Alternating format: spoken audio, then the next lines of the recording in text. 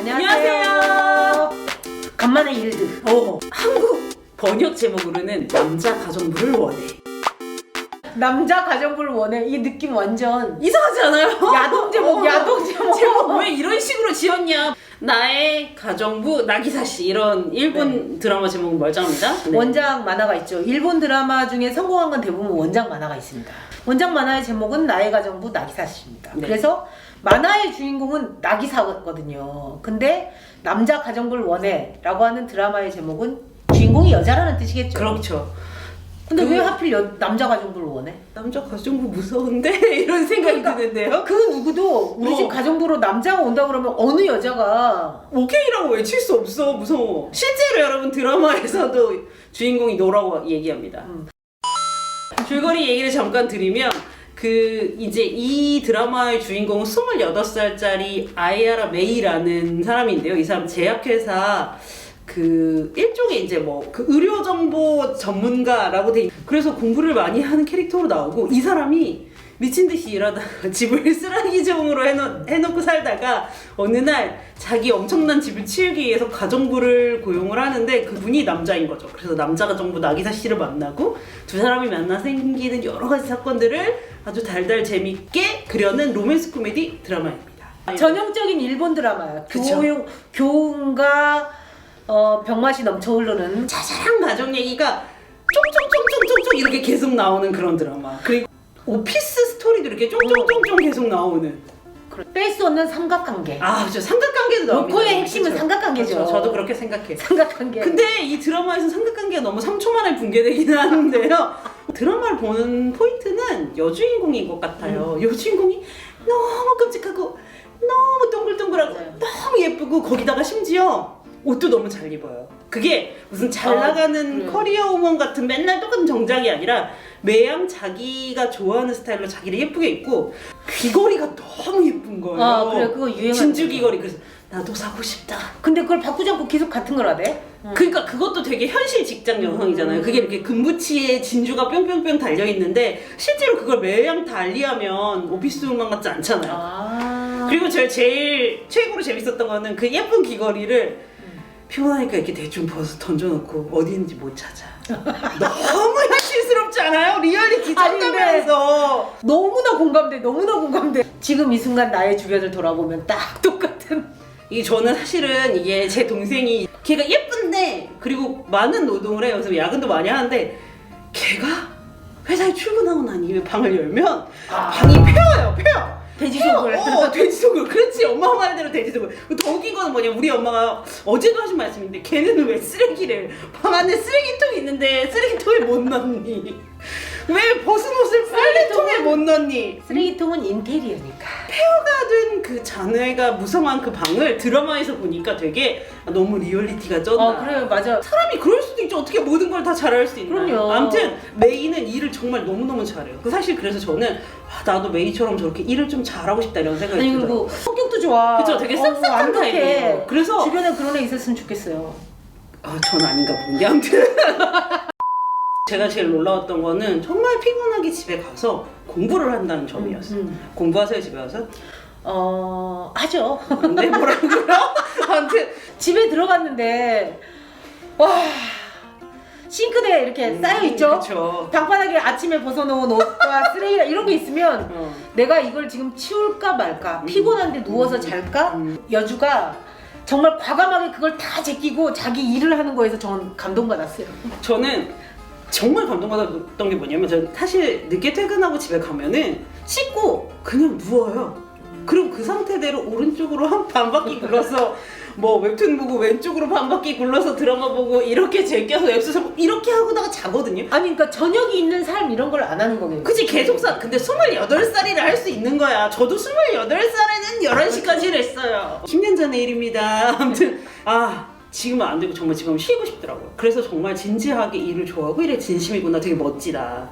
근데 이 여주가 그동안 일본 드라마에서 보여줬던 캐릭터랑은 되게 달라요. 그래서 저는 이 드라마가 마음에 들었던 게, 뭔가 남들이 듣기 좋은 소리를 한다거나 솔직한 얘기는 안 하고, 맞아. 그리고 일본 드라마에서 여주들은 대부분 뭔가 부족해. 그러니까 뭐라 그러지? 맹하다고 해야 되나? 맞아, 매일 실수를 많이 하거나 뭐 너무 순진하거나 막 이런 식으로 나와서 정말 구닥다리 같은 여주는 그런 게 아니고 정말 요즘 여성들 같은. 아주 일에 있어서 다부지고 또 저는 굉장히 메이가 멋졌던 게 그 사실은 자기랑 같이 일하던 팀장이 더 이제 승진을 해가지고 다른 지역의 부지점장으로 떠나는데 되게 쿨하게 그 팀장 자기가 맡아요. 28살이 그 밑에 나이 많은 선배들 몇 명을 이렇게 있는 팀을 이끌기 되게 어려워. 그럴 때 쟁취하고 심지어 실적도 좋아. 그래서 와 진짜 멋지다 이런 생각이 들면서 근데 그러니까 사실은 모든 것에 명함이 있듯이 그러니까 집이 쓰레기장인 게 되게 설득력 있는 거예요. 집이 쓰레기장인 것은 당연하다. 그러니까 나기사 씨가 필요하더라고요. 그리고 여주가 그리고 자기가 원하는 게 뭔지 분명히 아는 거 있잖아요. 그게 맞아요. 되게 마음에 들었어요. 실제로 이 로맨스를 이어가는 과정에서도 이 사람이 되게 직진형이잖아요. 맞아. 내가 욕망하는 솔직하고, 걸 정확히 뭐. 그래서 21세기형 여성 캐릭터를 너무 잘 살린 드라마여서 그쵸. 이게 비슷한 게 그 니게하지. 도망치는 건 부끄럽지만 뭐지? 그 니게하지. 도망치는 건 부끄럽지만 도움이 된다. 될 때가 있어. 뭐 이런 드라마 저도 그거 봤거든요. 이거 근데 뒤집은 거잖아요. 그쵸. 거긴 여자 가정부와 이게 집주인의 맞아요. 로맨스를 들여놓으면 이건 반대인데 그것도 이제 나이 차이인데 거기서도 그 여성 캐릭터도 니게아즈가 인기 있었던 건 그 여성 캐릭터가 굉장히 자기 이거에 당당한 여성이거든요. 3, 4년 전에 봤고 이건 최근에 봤는데 좀 다른 종류의 감동을 주더라고요. 그때는 결혼 안 하고 계속 살아도 괜찮구나 이런 안도감을 받았다면 지금은 아니 나 남편이 필요하구나 저런 남편 이런 생각이 들었어요. 그래 다르지. 왜냐면 니게아즈는 사실 저는 니게아즈 때는 그 남자 주인공한테 몰입돼서 봤어요. 그 네, 남자 네, 네, 네. 이 남자의 매력은 뭐지? 도대체? 어. 이러면서 계속 찾으면서 봤던 거고 이거는 남자들이 보이지 않아. 여자만 보여. 정말 여주에 집중해서 보게 되는. 세상에 유능한 여성들이 많은데 자꾸 뭐 일본인 한국이나 비슷한 것 같아요. 여자들한테 그 두 가지 다 일종 워킹우먼이라고도 하고 요새 그 정부가 쓰는 용어로는 일가정 양립을 하라고 하는 건데 심지어 거기에 육아까지 세 이런 아무튼 이걸 다 잘하라고 하는 건데 사실 일과 이 가정 생활의 밸런스를 잘 맞추는 게 얼마나 어려운 일인가요? 그러기가 정말 쉽지 않고 보통 대부분의 그 워킹 우먼들이 내면의 붕괴를 겪잖아요. 어떠십니까? 퇴근하고 가는 버스에서 절대 쉴 수 없어요. 남편은 물론 퇴근하고 돌아오는 버스 안에서 넷플릭스를 보겠지. 하지만 나는 집에 가서 저녁 메뉴를 뭐 할까, 남은 집안일이 뭐지, 뭐 해야 되지 이런 걸 생각하는 거지. 애는 그렇지. 애는 저녁에 뭘 해야 되나. 애가 오늘 숙제를 했을까. 애가 자고 나면 그때부터 내 세상인데 그게 너무 몇 시입니까? 졸려. 그게 몇 시냐고요? 우리 애는 그나마 일찍 자서 10시 반이거든요. 그러면 그때부터 정말 눈꺼풀이 이렇게 내려오는데 잘 수 없어. 이 시간을 그냥 보내면 안 돼. 길을 쓰고 앉잖아요. 길을 쓰고 새벽 2시까지 앉아요. 그렇게 본 드라마로 이렇게 리뷰를 찍고 있습니다. 아무튼 제가 그게 문제 있다는 거죠. 뭐가요? 이러니까 유능한 여성들, 일하는 여성들에게 돌봄이나 육아나 가사까지 다 얹어지는 게 좋은가? 일을 잘하면 일을 잘하게 냅두고 가사는 그렇지. 뭔가 그것이 남편이 나눠 할 수도 있고 아니면 돈의 영역에 맡길 수도 있는 거잖아요. 꼭 왜 여성이 일과 가정생활을 다 잘해야 하는가? 이런 강렬한 질문을 던져요. 맞아요. 그리고 그 답을 여기서는 이 꼭 드라마가 그럴 필요가 보여줘. 그쵸? 이 드라마가 꼭 그렇게 얘기해줘. 그걸 꼭 다 할 필요가 없습니다, 여러분. 돈 주고 하세요. 이런 거. 근데 되게 합리적인 거예요. 전문가. 그래서 여기서 저는 이제 나기사 씨가 남자가 가정부인 게 약간 중의적이라고 보면 되는데, 그러니까 이게 로맨스를 만들기 위해서 남자가 있기보다 남자 가정부라고 하면서 중간에 이제 나기사 씨가 말해요. 자기가 엄마가 되고 싶었다고. 그리고 가정부가 되기 위해서 이 사람이 자격증을 26개인가 따요. 짱이죠. 그러니까 그만큼 가사노동이라고 하는 게 완전 전문가적이고 그렇죠. 실제로 직업으로 치면 엄청난 기술이 필요하다라고 하는 거를 반증으로 보여주는 거죠. 그렇죠. 이제 그 한국에서는 이거를 뭐 이제 가정부라고 안 하고 가정관리사라고 하잖아요. 그래요? 네, 가정관리사라고 하고 실제로 뭐 정리 컨설턴트 도움이 이렇게 안 하고? 그러니까 가사 도우미가 아니라 가정관리사가 이제 그분들이 원하는 직함이시더라고요. 근데 이분들이 해야 되는 한국에 이런 분들도 여러 가지 자격증을 따게 되더라고요. 근데 실제로 가사라는 것은 일종의 업무의 한 영역이면서 전문 영역이니까 맞아. 돈을 주고 맡기는 것이 합리적이다 이런 결론을 맞아, 해야지. 그거를 내가 막 주말에 이거 하겠다 이럴 필요 없다고 생각해요. 나는 그만큼 돈 쓴 만큼 정말 뿌듯함을 그쵸. 느낄 수 있는. 그리고 열심히 일했으면 쉬어야지 왜 계속 일을 하나요? 전문가의 손길이 한 번씩 집에 닿잖아요. 그쵸. 그러면 정말 이게 내 집인가. 그렇죠. 이렇게 돼요. 이렇게 의사 씨라는 사람이 가지는 저 아까 그 나도 엄마가 되고 싶었다 이 얘기를 하잖아요. 그게 저는 굉장히 중요한 소스라고 생각했는데 초반에 그 얘기가 나올 때 전 처음이 어머 그럼 이분은 트랜스젠더가 어려서 꿈이었나? 나도. 아니 그러니까 왜 그러냐면 이 사람 트랜스젠더. 그러니까 남을 잘 돌봐주고 싶다는 표현은 사실은 그냥 남성이어도 무방하잖아요. 근데 꼭 그러니까 그래. 부모가 되고 싶었다가 아니라 엄마가 되고 싶었다고 그 말을 하니까 약간 고정관념이야. 약간 물음표를 가지게 되는 거예요. 그래서 뭐지? 이렇게 여성이 되고 싶다는 얘기인 줄 알았더니 그게 아니고 그냥 그냥 그래서 그 얘기를 잘 되짚어보면 이 나기사 씨라는 사람은 정말로 돌봄에 특화된 사람인 거예요. 성별을 떠나서. 그래서 누군가를 잘 돌보고 그 사람을 세심하게 케어하고 사랑하고 이런 게 이 사람한테 굉장히 중요한 일이고 내면에 이제 박힌 갈망인 거죠. 그래서 그거를 본인이 진짜 잘하고 싶어하고 성취로 생각하고 그거를 못하면 상처받기도 하는 사람이더라고요. 그래서 이제 이 사람이 그 28개의 자격증을 딴 일종의 이 집념. 프로페셔널은 그런 갈망이 내면에 있는 거죠. 그거는 메이가 일을 잘하고 싶어하는 갈망의 다른 모습인 거예요. 맞아. 그래서 저는 이것이 남녀로 구별될 게 아니라 타입 바이 타입이구나 이런 생각이 들었고 부정한 성역화를 강제하지 말고 자기가 원하고 맞는 대로 살면 된다. 그리고 이 과정에서 각자 잘하는 거라기 때문에 의지가 필요하다. 서로 사람을 기대서 사는구나. 그래서 나도 나기사 씨 같은 남편이 필요하다. 집에 가면 들어누워서 자고 싶네 이런 생각을 하였습니다. 그래. 이 부분에 가면 결혼 체험이 나오거든요. 그거 되게 솔깃했어요. 어떠셨어요? 그거 해보는 게 좋겠다고 생각해요. 저는 그래서 결혼하기 전에 살아보고 결혼하는 거 되게 필요할 것 같아.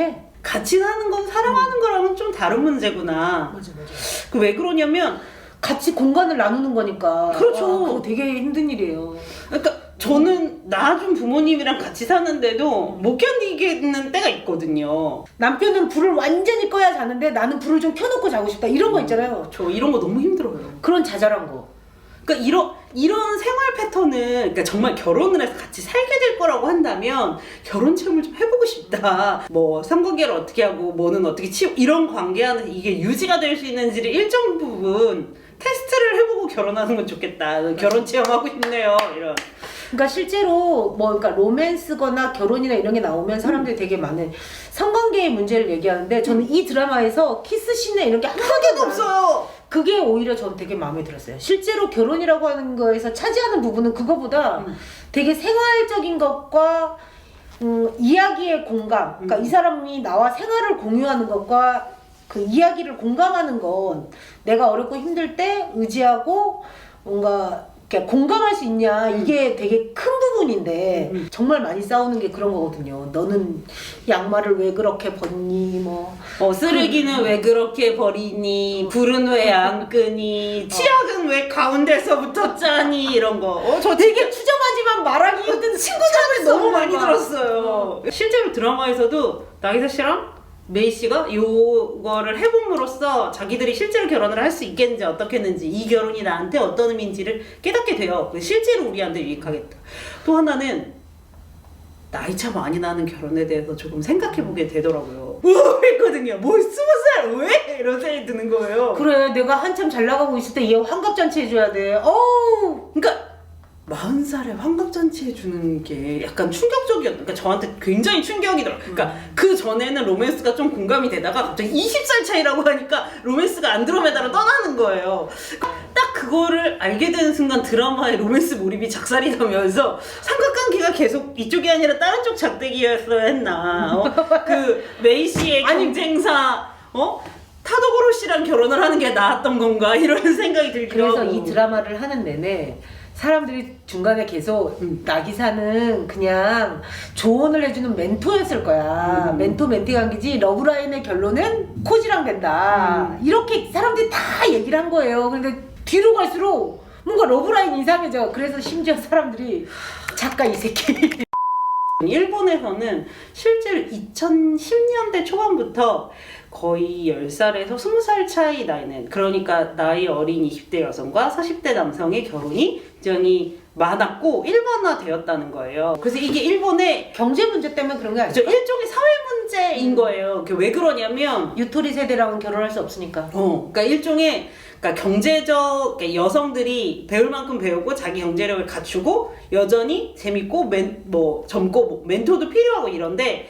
동년배 2030 남자들은 여전히 자기 경쟁자거나 자기한테 그런 어떤 감상을 주지 못하는데, 20살에서 10살, 20살 차이 나는 40대 남성들이 경제적으로 안정돼 있고 나에게 어떤 심리적인 의지나 또 어떤 이렇게 지식이나 커리어로서의 어떤 교훈을 버블 경제 주는, 세대이기 때문에 뭔가 즐길 줄 아는 세대인 거지. 그쵸. 의지가 되면서 삶에 여유가 있는 남자들을 찾아서 결혼하게 된다는 거예요. 그래서 약간 이 드라마에 나오는 내용도 일종의 그런 사회 반영을 담고 있구나, 이런 생각도 들었어요. 저는 여기서 나기사 씨가 왜 이 여성에게 반했는지를 모르겠던데요? 그냥 젊고 예쁜 여자가 좋아해줘서? 자기가 젊었을 때 열심히 일해서 성취를 했잖아요. 근데 사실은 사람이 자기를 정말 좋아해서 진짜 열심히 할 때 그 사람 반짝반짝 빛나잖아요. 근데 그걸 옆에서 계속 받고, 또 하나는 제가 아까 말씀드렸다시피 이 남자는 케어를 굉장히 갈망하는 남자인데, 케어가 필요한 여자. 자기가 케어를 해줄수록 빛나는 여자를 보면 되게 성취감이 느껴지잖아요. 그리고 전 되게 결정적이었던 건 뭐라고 생각했냐면, 이 메이의 가정사에 꼬인 문제를 나기사 씨가 같이 되게 잘 풀어줘요. 그러면서 그게 되게 맞아요. 그 두 사람한테 우리가 되게 케미가 있구나, 이거를 확인해주게 되고, 또 저는 메이가 만약에 일방적으로 나기사 씨한테 도움을 받았다면 둘의 러브라인은 안 됐을 거라고 생각하거든요. 근데 나기사 씨도 자기 인생에서 꼬여있던 문제를 메이가 같이 와서 풀어줘요. 자기의 가장 힘든 부분을 해결해주는 사람. 해결해준 반짝반짝 빛나는 여자랑 그 나이 문제가 아니라 결혼하고 싶었을 수 있겠구나, 이렇게 마음에서 각종 합리화를 시켜가지고 이 결혼을 하긴 일본 드라마에서는 그런 힘들었어요. 개연성을 네. 별로 따지면 안 되는 거니까. 근데 전 아무튼 왕창 개연성을 만들어서 받아들였고, 근데 저는 약간 진지하게 생각한 게 러브라인이 그 옆집 이렇게 라이벌 제작사의 옆집 남자랑 결혼하는 게 현실이라고 생각했어요. 아니 실제로 그렇게 되죠. 둘이 티크타카도 좋은데 그러고 결혼해서 나기사 씨를 고용하면 되잖아. 그쵸, 저도 그렇게 생각해요. 아니 도대체 왜 돈 주고 나기사를 고용하면 되는 거 아니에요? 실제로 잘생긴 남자. 옆집 남자 타도브로가 실제로 자기 집을 치우기 위해서 남자 가정부를 또 고용하는 장면이 나와요. 그 가정부를 고용하면 되는 거 아니에요? 그리고 두 사람의 멘토로 나기사 씨를 써줘라. 그러면은 재밌을 거 아니에요. 메이가 사실은 보면 일을 그렇게 잘하는데 집안 살림도 잘해야지 이렇게 엄마가 계속 강압하거든요. 그래서 집안 살림을 하다가 일도 못하게 되는 사고를 쳐요. 그래서 진짜 그 순간에 메이한테 필요했던 솔직함은 엄마한테 말하는 거예요. 엄마, 나 이거 진짜 잘해서 인류가 되고 싶으니까 이건 안 할 거니까 그냥 그대로 이해해줘 라고 말했으면 메이가 피곤하거나 일을 잘 못하게 되는 순간 없었을 텐데 그렇지 못했구나. 맞아요. 그래서 저도 생각했어요. 내가 혹시 주제 넘게 그릇은 종지만한 데서 대접만한 일을 맡고 계속 잘하려고 하지 않는가. 못하겠다! 라고 얘기해야겠다. 그런 솔직함이 그거는 필요하다. 스스로에게도 솔직해질 필요가 있을 것 같아요. 난 이것만 잘하고 이건 그냥 버릴래.